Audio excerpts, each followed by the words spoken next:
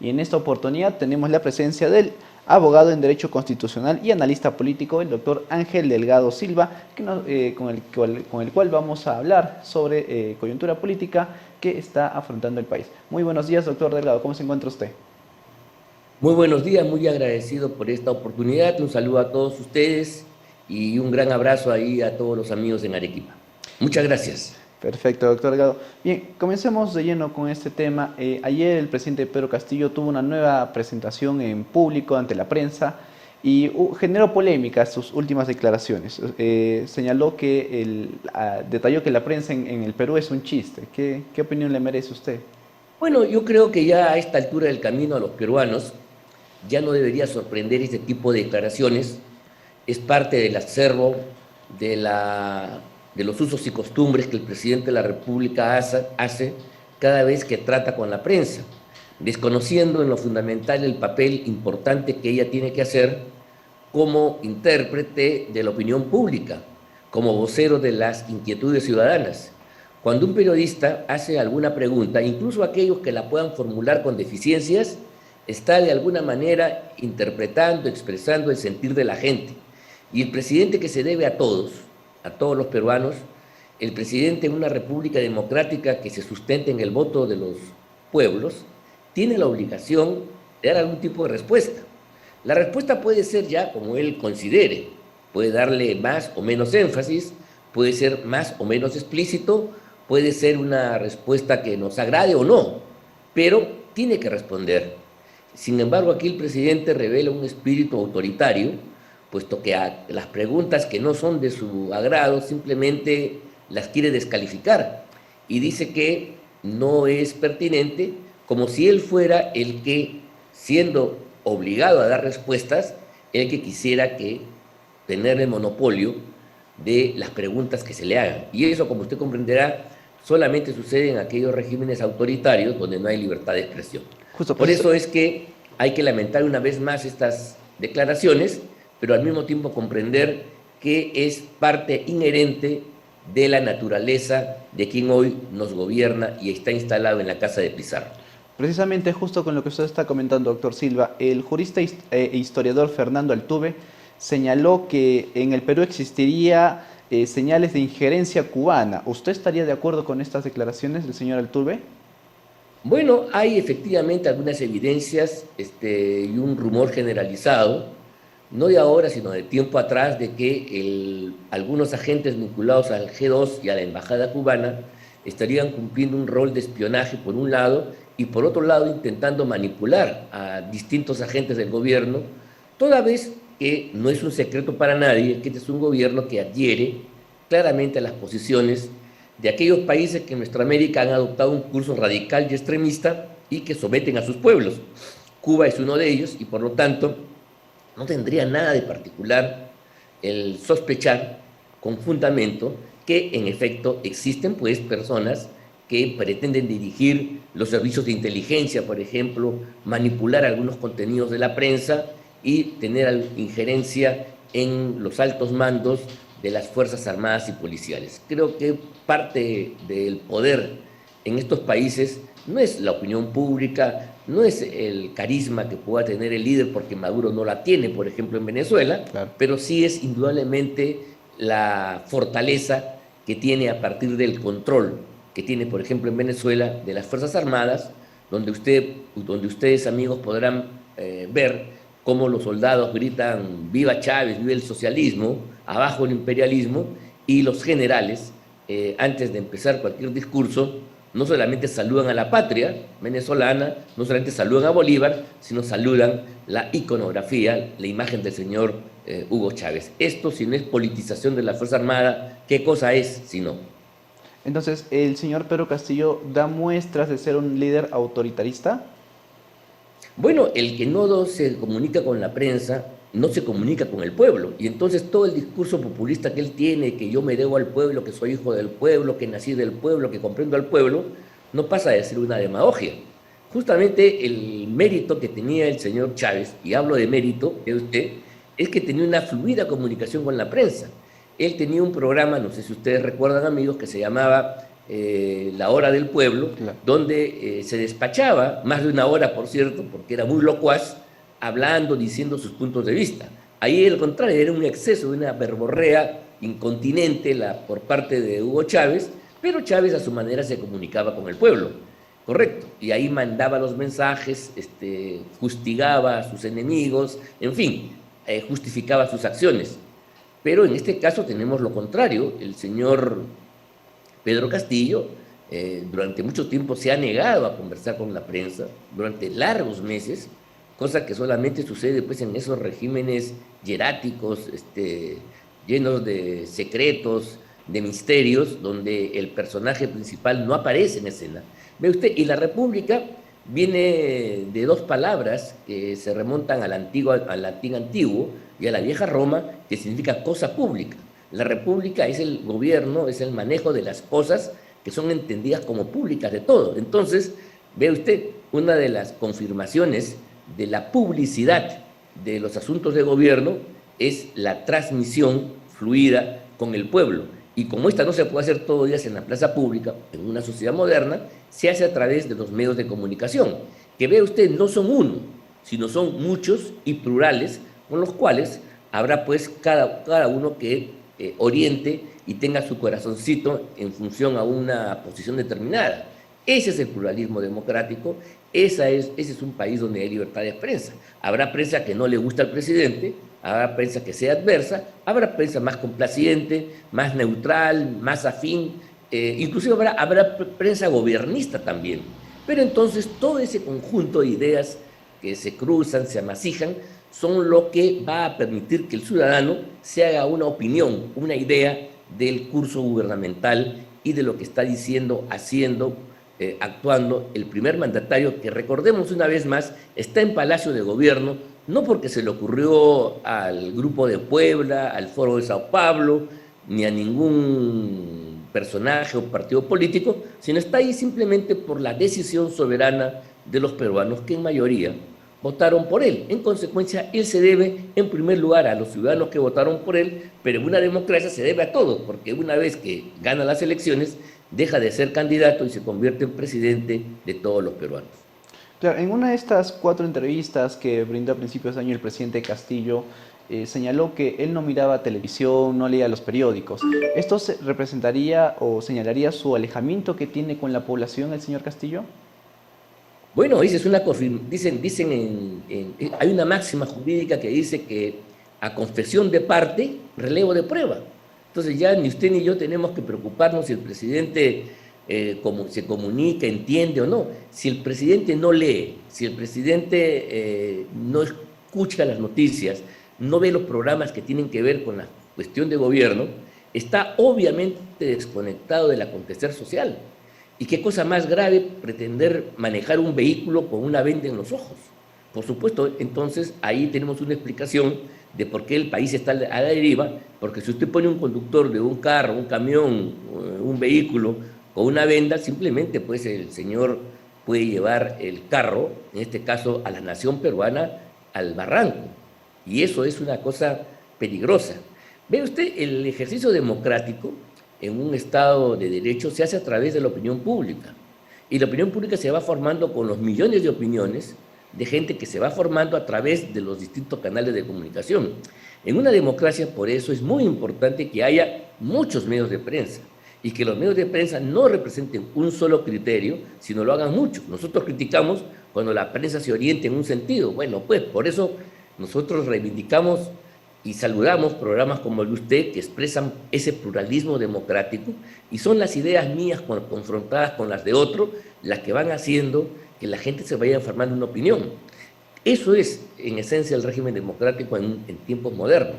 Y si el presidente de la República está desconectado porque no lee, porque no escucha o porque no ve, entonces ese es un peligro gravísimo que pone en riesgo el destino del país.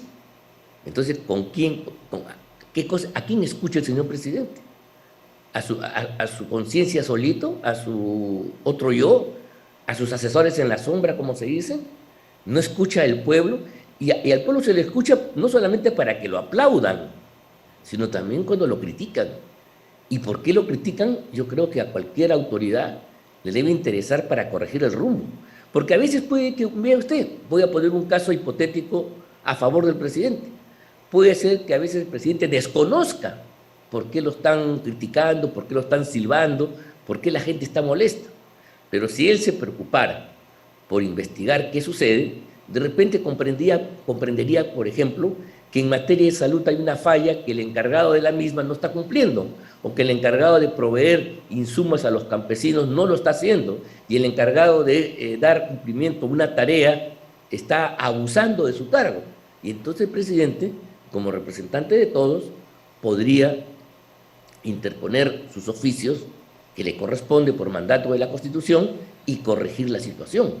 ¿Cuántas veces yo he visto en otros países a presidentes que le preguntan al pueblo, ¿y aquí qué pasa? Que el gobernador, que el alcalde, que el fulano, que el presidente, que el prefecto está haciendo... Entonces lo llaman y decide en el momento qué cosa hacer.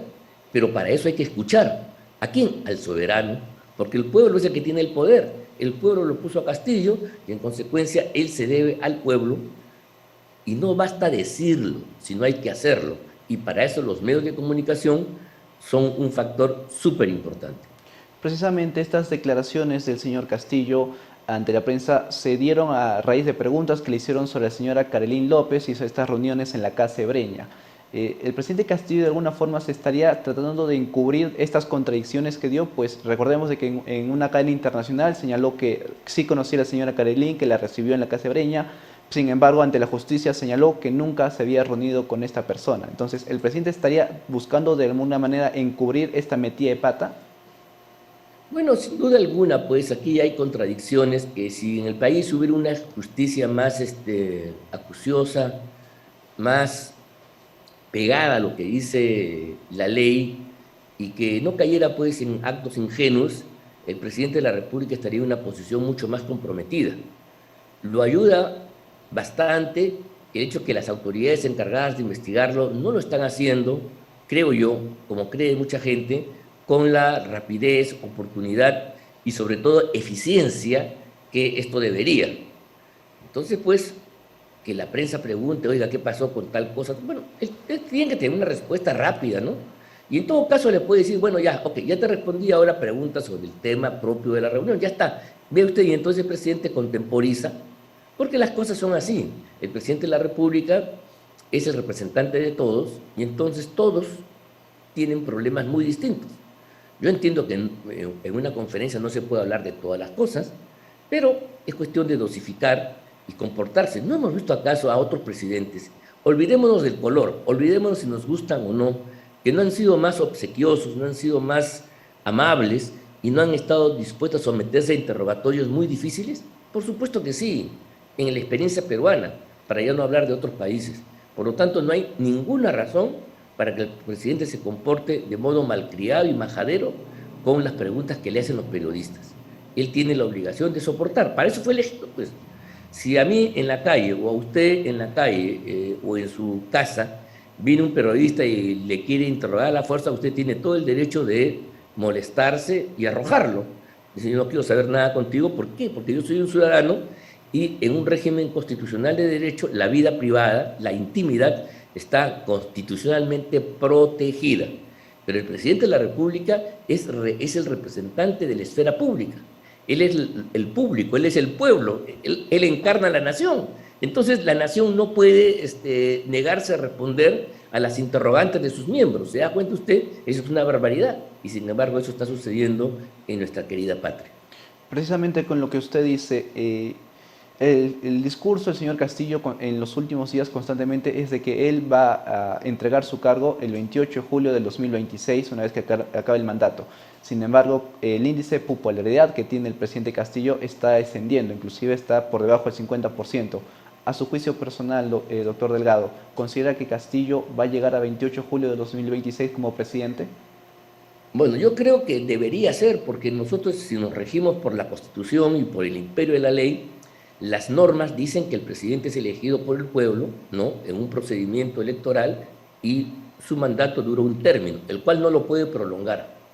A nosotros lo que nos preocupa es que las actitudes autoritarias del presidente, que no se conecta con la población, que no es amable con la prensa como corresponde y que tiene actitudes autoritarias, en un momento determinado pueda tener la tentación de hacer que su mandato se prolongue.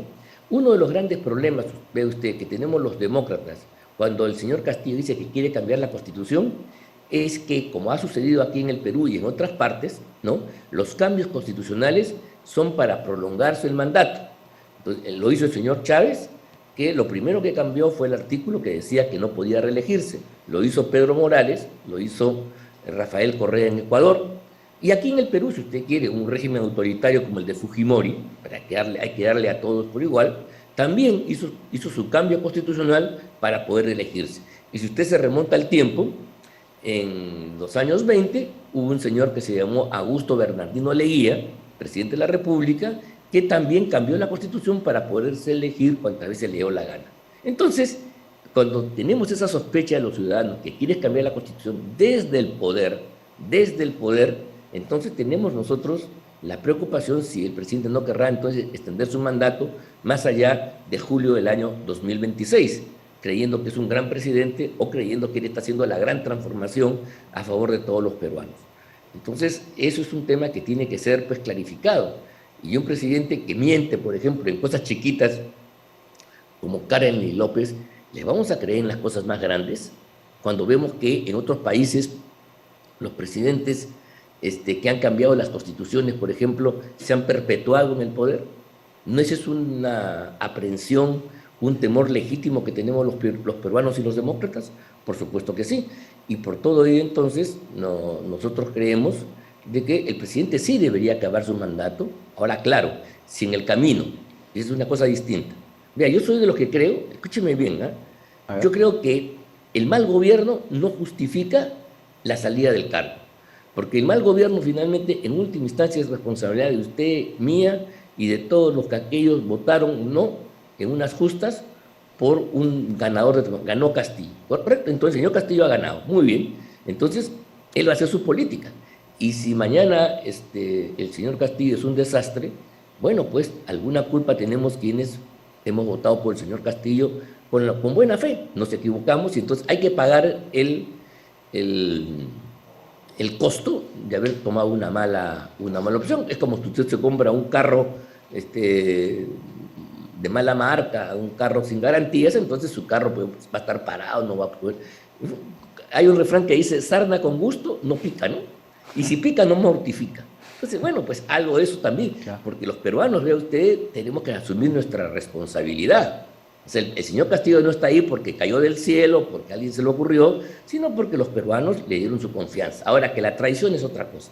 Ahora bien, si el señor Castillo, durante su mandato, por ejemplo, comete actos irregulares que afectan la majestad del cargo presidencial, por ejemplo, si mañana se descubriera que el señor Castillo está realmente comprometido con Karen López y con ella está planeando cómo robar la hacienda pública, o si mañana, por ejemplo digo, se supiera a través de testigos u otras investigaciones que los $20,000 que se encontraron en el baño de Pacheco eran en verdad del señor Castillo, ese señor no puede ocupar la presidencia de la República y para eso hay la institución de vacancia.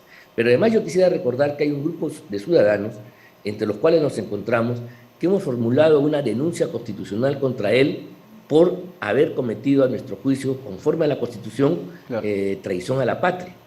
Y entonces queremos que el Congreso de la República haga la investigación. Nosotros estamos diciendo, hay estos hechos, 1, 2, 3, presentamos un conjunto de pruebas y el Congreso tiene que investigar. Sería gravísimo que el Congreso, titular de las acusaciones constitucionales, no haga ejercicio de su cargo y haga como hacen muchos malos jueces, encarpeten el expediente, lo pongan ahí en el desván, se olviden de él y no le den el trámite correspondiente. Si en el curso de la investigación, vea usted, se establece que el señor presidente tuvo un exabrupto, se fue de boca y eso no tiene consecuencias, bueno, adelante, el Congreso lo dirá, pero lo que no podemos dejar nosotros de exigir como ciudadanos es que el Congreso asuma la denuncia, investigue las causas, confronte a los testigos, examine los documentos, vea qué cosa sucede en el contexto internacional, ¿Qué pasa con Bolivia? ¿Por qué tantas reuniones con el país del altiplánico? ¿Por qué tantas veces el señor Morales en el Perú? ¿Qué significa RUNASUR?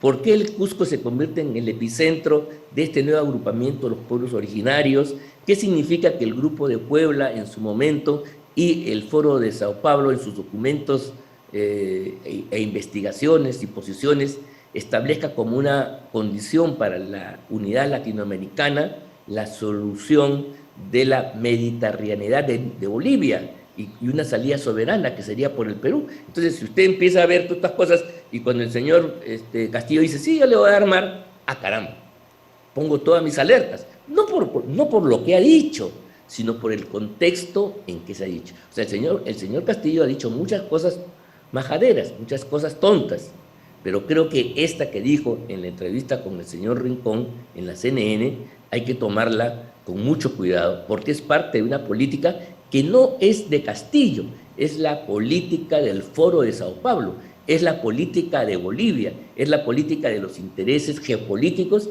que quieren modificar las fronteras y la geopolítica en nuestro país, en nuestros países del continente. Bien, perfecto. Un parte de la crisis política que asfixia a muchos peruanos actualmente también es el conflicto que hay con el legislativo. Ahora, hace poco, la bancada de Perú Democrático, nos reconoce esta bancada de los congresistas que se salieron de sus bancadas y formaron una nueva bancada, presentó una... Esos son los tránsfugas de Perú Libre. De Perú Libre, bueno, también de otros partidos, ¿no? También presentó sí, este lunes una moción de censura contra la presidenta del Congreso, María del Carmen Alba, nuevamente por estas reuniones que se hubo con otros congresistas donde se trató el tema sobre la vacancia presidencial. Esta crisis, esta nueva moción de censura estaría demostrando nuevamente esta crisis que hay al interior del Parlamento. Bueno, sí, porque el Parlamento, mientras le lanza una rama de olivo al Ejecutivo y se habla de tregua y se da un abrazo dentro del Congreso, los congresistas del otro lado, ahora claro, disfrazados, ¿no? O sea, el Perú Libre y otro más tienen su bancada tránsfuga, entonces ellos se comportan disciplinadamente, porque entonces mientras yo te doy un abrazo, mi colega al otro lado que dice que yo no voy a quitar mi denuncia, o perdón, mi voto de censura, así me lo pide el Papa, está jugando por otro lado. No hay que ser muy inteligente, no hay que ser demasiado saori para ver que ahí hay una conexión entre ambas conductas. Esa es la lógica que nosotros hemos visto en la televisión y pasa en la realidad del policía malo y del policía bueno, ¿se da cuenta? Entonces, el Parlamento Nacional está sometido a este tipo de cosas. Ahora, claro, yo creo que esta moción de censura no tiene ni pies ni cabeza, porque estamos en un país democrático todavía, por lo menos, lo dice la Constitución, el derecho de reunión es parte del derecho fundamental a la libertad. Y cualquier persona puede reunirse, ¿no?, con cualquier otra para conversar con los asuntos que considere convenientes. No está penalizado la reunión, ni siquiera la del presidente de la República, que tiene un protocolo, sino que después de esa reunión... ¿Por qué nosotros estamos preocupados por la reunión de Zárate y compañía? Porque se haya reunido a tomar la sopa propia de Cajamarca, el cuy chactao. No es por esa razón. En fin, a mi punto de vista, sino es porque después de esa reunión aparecen unos contratos que favorecen a Karen y López y compañía. Eso es lo que a mí me preocupa. Me preocupa el resultado, porque si la señora le fue a llevar un panetón por Navidad, como han dicho en su defensa, bueno, ¿qué vamos a hacer? Es impropio, es impropio, porque hay protocolos y el presidente tiene que darse su altura, su nivel, esa es garantía para todos, pero en fin, en el caso de la señora presidenta, ella participa en una reunión, en una convención que se da además de modo más o menos abierto y participan un conjunto de personas donde van a discutir distintos problemas. Pero si usted quiere conspirar en el sentido real de la palabra, no se reúne pues en un evento que ha sido citado con formalidades, donde hay gente de diferentes bancadas, donde hay personalidades que piensan distinto. No es la forma, ni se dejan tomar una foto almorzando todos juntos. Tampoco aquí hay que usar el sentido común. Y si mañana entonces nosotros vamos a condenar las reuniones, entonces cada vez que el señor Bermejo, cada vez que los parlamentarios del grupo que ha presentado esta vacancia se reúne con el partido y dicen que van a hacer movilizaciones, que van a defender al presidente, que van a luchar aquí por la Asamblea Constituyente. Cada vez que se reúnen cómo tramar el cambio constitucional, lo vamos a meter preso, a ver una investigación, ¿le va a quitar el fuero a los congresistas, al congresista Bermejo? Por supuesto que no. Entonces, pues, ¿por qué? Porque un país democrático se mueve con reglas de tolerancia. La tolerancia es parte de la democracia y entonces eso deberían actuar ellos de la misma manera. Pero, por supuesto, la tolerancia no es una virtud que tienen los personajes autoritarios como Bermejo, Betsy Chávez y compañía, que apretan el acelerador para producir una crisis de descomposición, aunque no tenga ningún fin saludable ni esté conforme a ley. Claro, pero digamos, justo en esta reunión que recordamos fue financiada inclusive por una ONG alemana, se tocaron temas que podrían agudizar esta crisis política que hay en el país, como es el tema de la vacancia presidencial. Vea, pero agudizar a ver, yo le voy a poner esa es una visión, está bien, usted es periodista y yo entiendo que hace la pregunta para que los amigos nos escuchen, pero usted ha podido decir, esa reunión se ha hecho, ¿no?, para darle una salida al país frente a la crisis que está llevando a que todos los peruanos acabemos en el despeñadero. Entonces, usted se podría ver la vacancia no como un factor que agudiza los problemas, sino como una solución, como un remedio, como una medicina que nos va a librar de la enfermedad. ¿Se da cuenta? Es un tema de punto de vista, pero como no nos vamos a poner de acuerdo en eso, las reuniones son como son, pues la gente tiene derecho a reunirse. Para uno la reunión de vacancia es un problema, es una preocupación, pero para otros peruanos, para el 56% de peruanos según una encuesta, la vacancia y la salida del señor Castillo, ya sea a través de la renuncia o una acción congresal, es un imperativo para que el Perú no se caiga al hoyo, no se vaya al barranco. ¿Se da cuenta? Bueno, pero la Constitución no establece los contenidos, sino uno se reúne, discute, da sus puntos de vista y punto. Mientras la actuación de los gobernantes y las personas se dé en el marco de la Constitución, estamos bien. El problema sería si los congresistas o la gente que quiere y está descontento con Castillo se reuniera con los militares en ejercicio, tocara las puertas de los cuarteles y entonces quisiera librarse de Castillo de un modo contrario a la Constitución, un golpe de Estado. O quisiera, por ejemplo, que mañana en una marcha, por ejemplo, se asaltara el Congreso de la República como están planeando algunos voceros de Perú Libre. Quieren tomar el Congreso, como sucedió en Guatemala y en otros lugares, y esas medidas, por ejemplo, sí serían medidas contrarias, extraconstitucionales, y ahí sí estaríamos hablando de actos conspirativos, actos contrarios a la ley. Pero vea, el ejercicio de la vacancia está contenido en la Constitución. Y no es fácil, no es fácil. Primero hay que tener razones, que todavía no las hay a mi juicio. Y en segundo lugar hay que tener un número de votos muy alto, muy altos. Y por esa razón entonces yo considero de que todo aquel que actúa dentro del marco de la ley no puede ser catalogado de golpista ni genera una preocupación. Usted mañana cuando lo agreden es víctima de algún agravio, de un problema. Cuando usted recurre a la policía o al Poder Judicial, usted no está respondiendo con violencia, usted se está defendiendo dentro del marco de lo que la ley y la Constitución le permiten. ¿De acuerdo? Usted no está haciendo una ofensiva, no está pasando a agraviar. El que usa las herramientas del sistema jurídico para defender o buscar un punto de vista no está haciendo nada ilegítimo. No se puede hablar de golpismo. Golpismo fue lo que en otros países hicieron los dictadores, apoyados con la Fuerza Armada, cerrando el Congreso o deponiendo al presidente de la República. Golpe fue lo que ocurrió en Chile con Allende, donde la Fuerza Armada intervino. Entonces, mucho cuidado, hay que tomar distancias de las cosas que se dicen. Y estas acciones, reunidas en ese hotel Casa Andina de Lima, no es una reunión académica, política, de esas que tantas veces hay, donde los periodistas participan para dar los puntos de vista y opiniones. Estoy seguro que mañana en Arequipa el gremio, el colegio de periodistas, una universidad, una ONG, podría llamar a un conjunto de personalidades en la ciudad para hablar pues también de los problemas del país, qué está pasando, qué hay que hacer, va a durar el presidente de la República, no va a durar.